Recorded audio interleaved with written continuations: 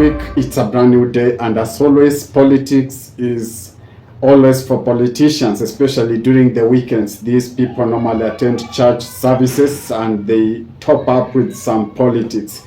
And this afternoon, Rigiji was not left behind. He was among those people who threw some salvos towards the government. If it is your first time on my channel, please don't leave without hitting that subscription button. Put on a notification bell so that when I do my next video, you will not miss out. Today I'm going to talk about still the politics of the mountain on the event that took place during the weekend. So yesterday Rigiji attended a church service and he took time to point out the failures of government. The government that he used to serve passionately, now he's against it passionately. Rigiji was a strong foot soldier of President William Samoei Ruto and he used to attack the opposition, but currently the shoes seem to be on the other foot. The pain is now on Rigiji's part and he seemed to be throwing salvos against the very government that he used to vehemently, against the very government that he used to support passionately. This is what Rigiji said in a church yesterday, especially regarding the president's outburst about the developments of the country. The president, remember, pointed out that there is a spirit in Kenya which is always opposing every project that the government is proposing. Let's watch the video of Rigiji in a church yesterday. Pia tunataka kuuliza, hakuna haja ya kutukana raia. Hao wananchi wakitoa maoni yao, wewe sikiza tu, hata kama upendi, hakuna haja kusema wako na mapepo, kwa sababu hakuna haja. There's no need. Sisi nauliza tu heshima kama jamii, hapana kutukana sisi na kuita sisi wa kabila. Sisi hatuna ukabila kwa sababu tulikupigia kura na wewe hukuwa mtu ya kabila hii. Hiyo ni thihirisho kamili, sisi hapana wa kabila. Hapana tafuta marafiki yako wapya kutukana sisi kwa mikutano, kutuita sisi ni wa kabila. Wewe kidokia modo inyo mulite. Muachana na sisi.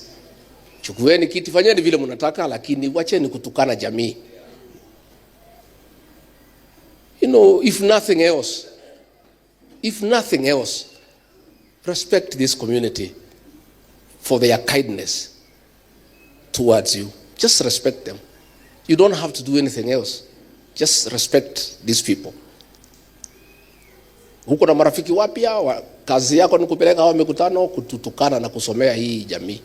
Na kusema vile sisi tuko wajinga na nini na mambo kama hayo. Ni sawa tu. Pia tunataka kuuliza, hakuna haja ya kutukana raia. Hao wananchi wakitoa maoni yao, wewe sikiza tu, hata kama upendi, hakuna haja kusema wako na mapepo, kwa sababu hakuna haja. There's no need. Nyinyi mko na mapepo? Sasa hakuna haja. Kama ni maneno ya ng'ombe unasema hii watu ni stupid nini, hakuna haja kutukana watu. This is not necessary. Especially watu ambaye walikupatia kazi, wakakupatia kura, wakakufanya mema, wakakufanya mfalme. There is no need to abuse the people of Kenya. Just listen to what they are saying. If you don't like it, it's okay. But there is no need to abuse the people of Kenya. Hata juzi naona wahubiri wanatukano, ati wengine hawajasoma. Sasa some of us have no capacity to know yule mhubiri amesoma na hajasoma. Sisi tunasikiza neno. Ile tumesikiza hapa, hawa wamesoma hapa bado soma. Basi hiyo tu. There is no need to be abusive. There is no need to use vulgar language. Just respect the people of Kenya. Those are Rigiji's words. While Rigiji may seem to have moved on from his previous predicament, Rigiji seems to still be holding that grudge in his heart, because the pain of betrayal runs deep in the vein of the person betrayed. And Rigiji, despite him saying that he accepted his fate and he has moved on, he seemed to have still a beef to chew with the president. Rigiji's speech seemed to be that of a person in pain. Remember, recently Rigiji said that his security had been withdrawn and currently he's being protected by the ex-Kenya Forest Services, ex-KWS services. Those ex-security guys are the ones that are protecting Rigiji. Let's hear what he said about his security as the impeached or as the former deputy president. I would like to ask the Inspector General of Police, Douglas Kaja. He's a man from here, Muti hapa nyumbani. Wewe unajua hao watu walitupiga. Picha zao ziko. Most of them have criminal records. Why are you not arresting them and taking them to court? We know, of course, because walipangwa na serikali. Lakini siku moja Bwana Kaja utajibu hiyo swali. These people who attacked innocent people, wakaumiza wananchi, wanazurula kila pahali na wanajulikana. Alafu mnakuja kushika Karongo Dhangwa, Peter Mwathi, watu ambao hawahusiki. Wale walipigwa na wale waliwapiga wanaendelea kutembea. And we know ilikuwa ni mpango ati mtumie Wakikuyu kupiga Wakikuyu, ndio rais na watu yake pale wacheke kusema hii ni Wakikuyu wanapigana. Going by the recent salvos to the government from Rigiji, you can see these are words from a person that is yet to move on. This is a person still in pain, a person still trying to fit in or to fit in the new environment that fate has decided for him. I don't know your thoughts about Rigiji's outburst and Rigiji's salvos towards the government. If you have contrary opinion to my views this afternoon, please drop a comment below. I would love to read and engage you as well. And if it is your first time on my channel, please don't escape my channel before hitting that subscription button. Thank you guys. Thank you for watching. Have a blessed day.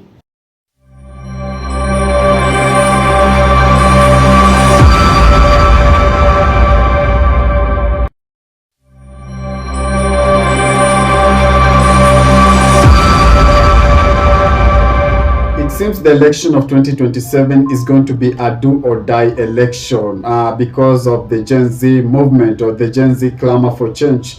2027 general election is going to be a tough task for many politicians, and the new entrant in the block is Matiang'i. This week Kisii Senator Richard Onyonka made a statement and said that the Kisii community or the Abagusi community are not going to bow down this time, but they are going to front one Matiang'i for the top seat. So this afternoon, I'm going to focus on the two candidates that are becoming very popular in the country and perhaps are going to give President William Samoei Ruto a tough time in 2027. That is none other than Okia Omtata and Frederick Matiang'i.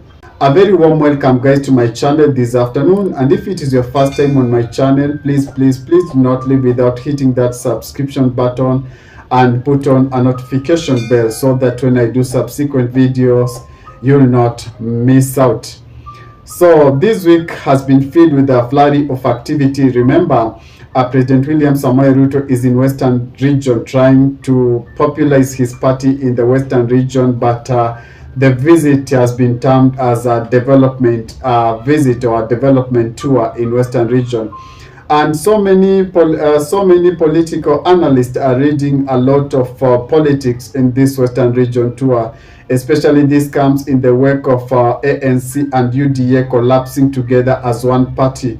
Remember, Mudavadi party that is called ANC is now officially in the UDA, and there is no party known as ANC any longer. It is not a coincidence that just after the collapse of the party or the ANC being swallowed by the UDA, the president decided to make a development tour in Western region.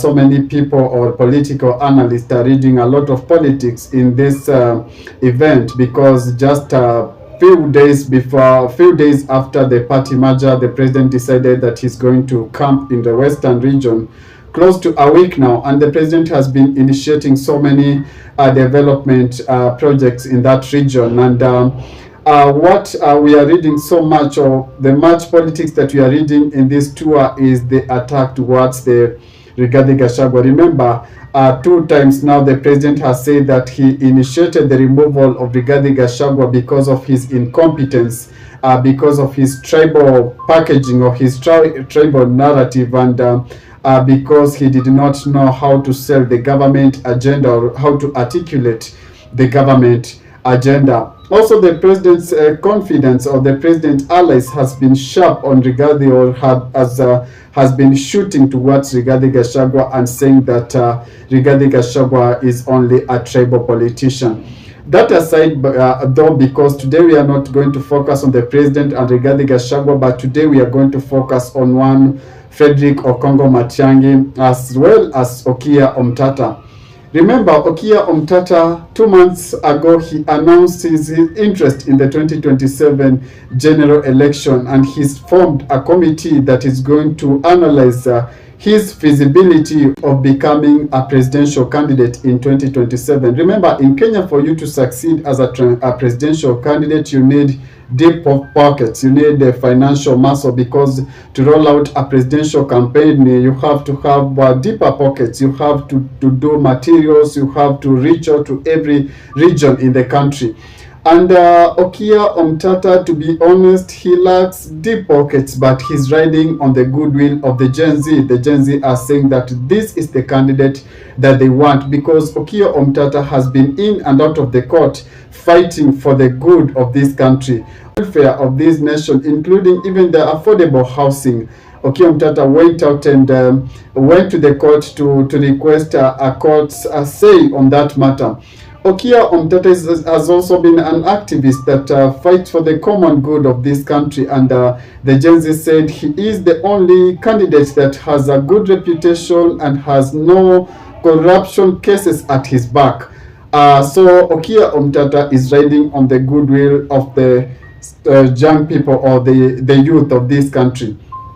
Besides that, Okiya Omtatah also comes in as a candidate that is well articulate and conversant with the well-being of the country, because Okiya Omtatah has been in and out of the court trying to fight for the good governance of this country, and that earns him respect from the young people. But beside that, to be honest, also in Kenya, for you to succeed as a presidential candidate, you need tribal support, or you need what we call ethnic support. You need a goodwill support from your backyard. Yes, the Luhya or Mulembe Nation are second in number or in population in Kenya, and Okiya Omtatah, I believe he's also going to ride on that. Although the Gen Z have said that they are not going to go after the tribe, but after an individual that has good reputation and has fought for the good of this country, of which Okiya Omtatah is depending on. Let's face it, folks, because Kenya is a tribal country, and for you to succeed in Kenya, to be honest, you have also to ride on the goodwill of your tribe. In region, it has been difficult to bring them together to speak in one voice. Remember, there has been an elusive Mulembe Nation unity that has been spoken over and over again. Whenever election comes, they say that we are going to unite, and this time we are going to bring our own sign onto the top. But few months to the election, the unity crumbles on and they retreat to their sub-tribes. And I don't know how Okiya Omtatah is going to maneuver around that arithmetic. Away from the Okiya Omtatah candidacy is the Fred Matiang'i, because these two are the only politicians that seem to be winning the heart of the youth. Fred Matiang'i held a very good position in Uhuru cabinet. He was the interior CS during Uhuru tenure, and Fred Matiang'i did a perfect job. He made sure that things worked, especially during his tenure when he was in Uhuru cabinet. But however, Fred Matiang'i is having a bile, or he has a bone to chew with the youth, because the youth are saying during his tenure, it's when there's so many bodies were found in the river Yala, and he has an explanation to make to the youth before they give him a clean bill of candidacy in 2027. But Fred Matiang'i comes in as an experienced person, and truth be told, he's going to win the hearts of so many people because of his style of leadership, or because of his no-nonsense kind of leadership. And going forward, the Amagusi or Omogusi community, through their Senator Onyonka said that he's going to reach out, or they are going to reach out to so many people across the country. Remember, Onyonka said that he's going to reach out to Rigathi Gachagua. He's going to seek the support of Baba. He's going to seek the support of Kalonzo Musyoka, just to make them come behind one Fred Matiang'i. But the most important thing to note, or the most important line that we are going to focus on, is that Onyonka said that they are not going to back down, meaning they are not going to cede the ground for any other candidate. It means it's only Matiang'i or Matiang'i, nothing else. And that begs a question, because in politics you have to understand that it's a game of negotiation. You negotiate and you try to bring each and every candidate on the weighing scale, and try to understand who's going to stand a chance against President William Samoei Ruto. But the two candidates seems going to be a strong opponent, or are going to be a force to reckon with President William Samoei Ruto, because President is very aware that these guys are going to give him a run for his money. I don't know what your thoughts are about these two candidates, but if you have contrary opinion, or if you have a compliment or just something to add on what I've said, please drop a comment below and I'll be glad to read. And if it is your first time on my channel, please do not leave without hitting that subscription button and put on a notification bell, so that when I do subsequent videos, you'll not miss out. Ciao, ciao, adios.